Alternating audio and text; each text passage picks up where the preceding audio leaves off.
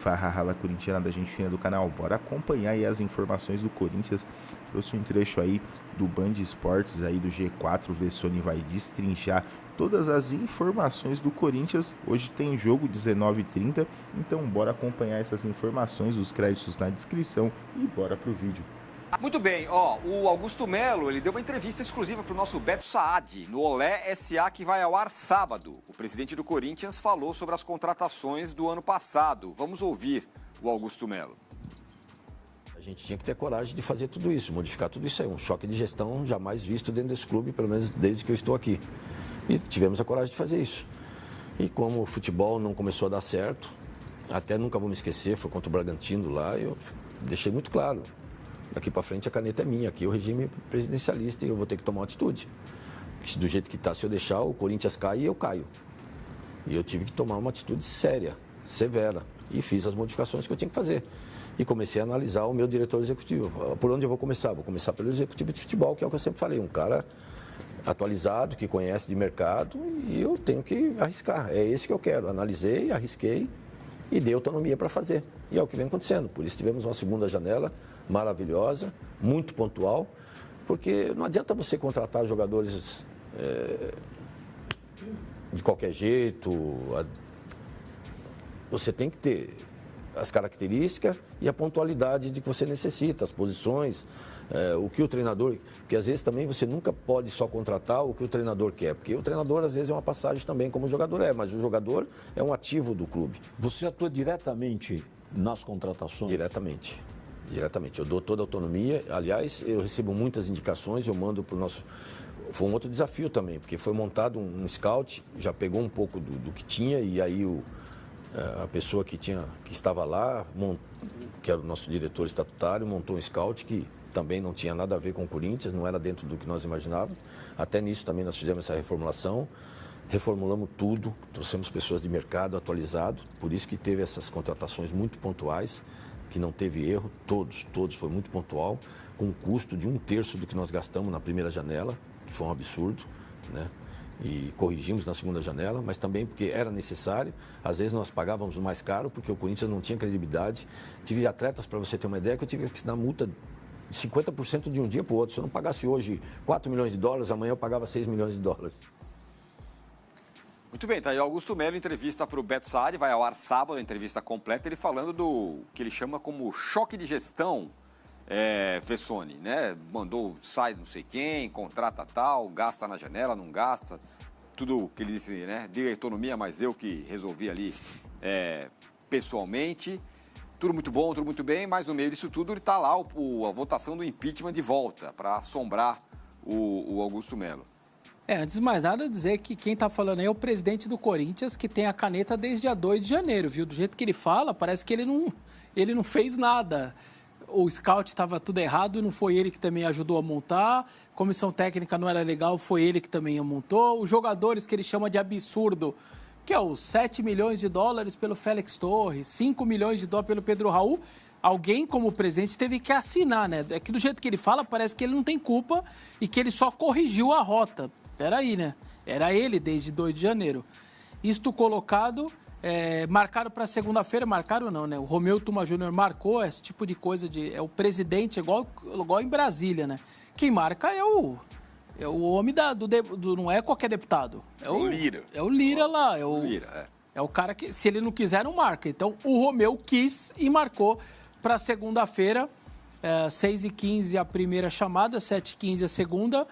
Na primeira tentativa, pintou aquelas coisas de clube social, pintou a liminar faltando 10 minutos. Aí desligaram o microfone, vamos para casa, não vai ter. Apesar da pressão e tal, o Romeu chamou todo o exército brasileiro e polícia civil, militar, federal e FBI e KGB lá para o Parque São Jorge, helicóptero e carro e caminhão de polícia. Não sei se vai ser segunda-feira da mesma maneira, mas é possível que role. E aí vai saber. Se ele for destituído no caso do cargo e toda a discussão, claro, ele está sendo levado a essa votação pelo caso, vai de bet, o caso famoso, ele sai temporariamente, assume o primeiro vice, e aí os 5 dias o Romeu tem para convocar uma assembleia dos sócios. Aí sim é o veredito final. Não é os conselheiros que vão tirá-lo, só o afastam. Quem tira são os sócios. Em um mês tem que ser marcado. E aí sim, se os sócios falarem não, ele permanece, acabou a história. Se os sócios tirarem, acabou para ele definitivamente. Eu, sinceramente, isso daí, cara, não vai parar. O torcedor fala, tomara que pinte uma nova liminar e que não aconteça a votação. Aí o Tuma pega, derruba a liminar, segunda que vem, votação. E vai ficar isso, o clube até quando? Então, mas vai ficar atrapalhando o clube. Votado, votou. Aí tudo bem, aí resolveu. Esse é o meu ponto. Então, se não tiver a votação segundo, o Romeu Tuma não vai parar. Ele vai marcar daqui 15 dias. E o clube não vai tendo paz, não vai tendo paz. Então, sinceramente, eu acho que isso tem que acontecer logo segunda e os conselheiros tomarem a decisão que eles têm que tomar. Agora, Vessa, ainda, surgiu, a gente mostrou aqui, né, tudo, os pedaços dos vencimentos do Depay. Salário, premiação, não sei o quê. Até a gente falou, é grana, hein? É muita grana, não sei o que e tal. Hoje, o Rodrigo Matos, lá no UOL, publica uma reportagem que os vencimentos do Depay são maiores do que o que a patrocinadora paga. Desculpa a minha ignorância, mas isso é uma novidade ou sempre foi assim, só que a gente não sabia? Não, sempre foi assim. Porque o conselho agora deu uma estrelada, falou, peraí, como assim? Porque tem uma grana, 28 milhões? Porque sempre foi assim. A gente mostrou a arte ontem e os três primeiros parágrafos, que era luva, imagem e CLT e tal, 25, 28 e 28, acho que dá 81, se eu não me engano. Já era sabido entre 75 e 80 e que o patrocinador também está lá no contrato. Eu pago 57 pau para o midiático e tal. Essa é a diferença. Então, a diferença a gente sempre soube dela. Aí a dúvida era, 800 mil, 1 milhão e pouco. Tirando 80 por 57, menos 57, quebrando pelo tempo de contrato, a parte do Corinthians é 1 milhão por mês, 1 milhão e pouco. É muito menos do que um monte de jogador do futebol brasileiro, mas um monte de jogador. O Cruzeiro deve ter uns 6 que ganham mais do que 1 milhão por mês do que o Memphis ganha a parte do Corinthians. Mas e se der os bônus? Ok, se der os... Olha lá, tá vendo? Olha a tela de novo. As 3 primeiras partes, então o contrato, o GE que teve acesso. As 3 primeiras partes é fixa. Choveu, canivete, sol, calor, o Corinthians vai pagar para o Memphis. Ele vai receber. O restante depende dele. Então, de verdade, essa variável toda não dá para a gente ficar colocando, porque, eu repito, todos os jogadores têm variáveis. O Dudu ganhava por jogo no Palmeiras. Ele tinha uma baita de um salário e ganhava uma balíssima todo jogo. Tem outro jogador, o Lucas Lima, ganhava por jogo. Tem jogador do elenco atual do Palmeiras que ainda ganha por jogo. Ele entrou em campo, ele tem um bônus. Então, esses bônus acontecem com vários jogadores, é uma coisa normal. Essas 3 primeiras partes, que são as obrigatórias, que dá 80, 81, o Corinthians tem 57 do patrocinador, sobra a diferença, você dilui no tempo de contrato, sobra 1 milhão por mês, 1 milhão e pouco pro Corinthians. Sinceramente, gente, 81 do Memphis, eu vou tirar tudo que é ele que vai conseguir por mérito dele ali, as metas, tá? Vou pôr o fixo. É 81 pro Memphis ou 70 do Pedro Raul? O que é melhor pagar? Não. Você entende? Então, o cara é o Ramiro, 43 milhões, fora tudo que pagou de salário, luva, e ainda sobrou 43 milhões, um cara que veio de graça. Para mim, caro é o Ramiro, não é o Memphis. 81 pro Memphis ou 70? Por quê? Vai dar 25 pau, quase 30 milhões pro Toluca, mais 5 anos de contrato, o cara ganha aí 600, 700 pau por mês, você faz vezes 5 anos de contrato, tem o 13º, a operação Pedro Raul é de 70, 70 e poucos milhões. E o Memphis está custando 80. E foi feito, como você falou, por essa gestão. Não adianta o Augusto Melo falar que ele não contratou o Pedro Raul. Foi ele que contratou. Foi ele que contratou. Ele chamou de absurda a primeira janela e ele fez parte. Dar uma cacetada lá no Rubão. É isso. É isso. Como se ele não fosse o chefe do Rubão. Pois é. Agora, essa explicação do Vessone sobre o Memphis Depay é idêntica à estrutura do contrato, não os vencimentos. Mas a estrutura do contrato é idêntica à do Oscar com o São Paulo. Sim. A patrocinadora paga parte... E paga por 2 anos. Paga exatamente, por 2 anos, parte dos vencimentos. O restante é do São Paulo. Então o Oscar não vai custar para o São Paulo o maior salário da Folha. Para o São Paulo não vai. Mas na prática ele é o maior salário do São Paulo. Claro. Dessa toda a história do Depay, eu acho que o que eu mais achei absurdo, e aí não é uma exclusividade do Depay, porque eu lembro que uma vez cobri a chegada do Felipão no Palmeiras e ele ganhava 700 pau, que 700 pau sempre vai ser dinheiro de qualquer jeito. Com a correção, sem correção, 700 pau é muito dinheiro. E ele ganhava auxílio cobertura, auxílio não sei o que, o Depay também. Então não é que seja uma exclusividade do Depay, mas eu acho uma maluquice o cara que ganha 3 milhões e não sei quanto por mês ainda ter todos esses auxílios. Mas não é exclusividade do Pato, Depay. em 13, também ganhava do Corinthians auxílio moradia de 50 Pois mil, é. 80 mil. Falando dos políticos lá. O auxílio terno, não sei o quê. E outra coisa que eu acho que eu vi na reportagem do Capello lá no Globo Esporte, que eu achei ruim pro Corinthians, foi ele ter direito a uma parte da multa rescisória. Isso eu acho ruim. Sim. Tirando essa... Que é o que o Vessone falou, todos os jogadores têm bônus por meta, por título, por gol, bicho quando ganha. Os botafoguenses estão reclamando que não receberam os bichos do título da Libertadores do Brasileirão. Agora, o cara sai 150 milhões pro interno e não sei, 10 milhões de euros pro externo, né? E aí ele tem direito a uma parte... A metade. E ele só tem que indenizar o Corinthians a metade. Então, aí que eu acho... Isso que eu acho ruim. Ficou muito pesado na balança. Mas aí tudo bem. É esperar que não vai ter proposta. Eu não acho que alguém do Brasil vai pagar 150 milhões pra ele, de qualquer jeito. Mas imagina amanhã a Leila fala, quer saber? Vou pôr. E o Depay top. Pô, metade da grana fica pra ele. Isso mas eu achei... o 10 pro exterior é pouquíssimo. Então... mas pra idade dele, considerando que ele tentou ficar e não ficou lá na Europa, né? Ninguém quis, Não, mas certo? um Arábia, não sei o quê. Ah, sim, é. Cara, é nada. Pra Arábia é nada. Não quis no primeiro nível de time, né? Mas é que tá, depende muito do jogador. E acho que ele já mostrou uma característica que talvez a gente não conhecesse, que é um envolvimento. Pensa esse tipo de contrato com o Rames Rodrigues, né? Que é a comparação. O cara vem, então, não sei o que lá, e aí a multa rescisória por uma venda, o cara simplesmente já estaria no Raio Valecano, o Raio Valecano já teria pago e ele ia levar 50% da... Se o cara quiser sacanear, ele sacaneia. E vai atrás de uma proposta, mas ele não me parece nem de longe propício a isso, pelo contrário. Isso é bem interessante. Mas na hora ali é difícil. Eu não sei se foi, como o Augusto Melo falou aí, o Fabinho Soldado que entrevistou o Memphis completamente lá para contratá-lo. É preciso sentir se o cara de fato quer para fazer um contrato desse, né? Coisa que o São Paulo não teve a sensibilidade de fazer, por exemplo, né? E ele mostrou até agora ele está querendo, né? Eu acho que vai começar uma nova etapa, talvez ele comece a ser convocado novamente para a seleção holandesa, tem a data FIFA, aí o cara viaja para a Europa, tem outras coisas para acontecer esse ano, é verdade. Mas no começo ele foi muito bem, né? De envolvimento, de sequência de jogo, aguentou, se adaptou, né? Então... E tem outro, né? Ele chegou para livrar o Corinthians do rebaixamento e a 8ª colocação foi comemorada. Se esse ano o Corinthians lutar pela 8ª colocação o ano todo, não vai ser comemorado. Ah, sim, outra coisa agora. Outro patamar. Agora, bom, estreia é amanhã, né? Contra o Bragantino, o Corinthians. Tem alguma pista de time e tal? Isso, amanhã. Acabou agora há pouco, então, esse jogo treino que eu falei com a Barbarense, aí o Arnaldo lembrou. A Barbarense é o time que o presidente do Corinthians foi, segundo ele, foi contratado por uma empresa de marketing, dessas empresas de empresário de futebol, para trabalhar na Barbarense.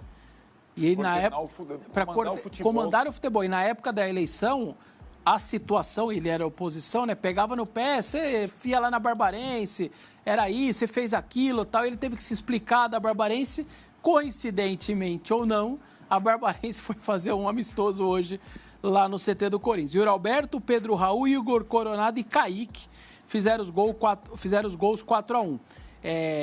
Nesse jogo, se a gente levar em consideração que rolou um jogo treino no CT, por mais que os caras tenham jogado 30 minutos, 40... Na véspera? Na véspera. Obviamente não vão para o jogo amanhã, não vão nem começar o jogo. Então, os jogadores que jogaram hoje, André Ramalho, Mateuzinho, Gustavo Henrique, Bidu, Ranieri, Carrilho, Rian, Coronado, Yuri Alberto, Pedro Raul, estão fora. Então, amanhã vai ser um Corinthians completamente modificado. Os garotos, como eu disse, vão sair da Copinha ganhando, perdendo agora às 7h15 da noite lá de Santo André e vão para Bragança, 5 ou 6 garotos para completar o banco. Então a gente deve ter um time O Memphis nem treinou hoje, não foi nem pro campo, tá assim controle de carga, aquela coisa toda. Eu imagino o Memphis só contra o Água Santa no meio de semana. Não acho nem que ele joga no final de semana. Então, amanhã a gente vai mostrar o campinho e tal, mas eu imagino um Corinthians, Donelli, Léo Maná, João Pedro Choca, o menino que voltou do Ceará, Hugo na lateral esquerda. Você vai vendo depois, né, como a gente falou, como o campeão Palmeiras vai começar um campeonato de 12 rodadas pensando em fazer a melhor campanha, como os outros vão. Por necessidade também. O Corinthians daqui a pouco tem a pré-Libertadores, tem outra situação, primeira pré-temporada, comissão técnica e tal. Então é uma outra realidade. O Palmeiras pode ter um time forte hoje já na estreia.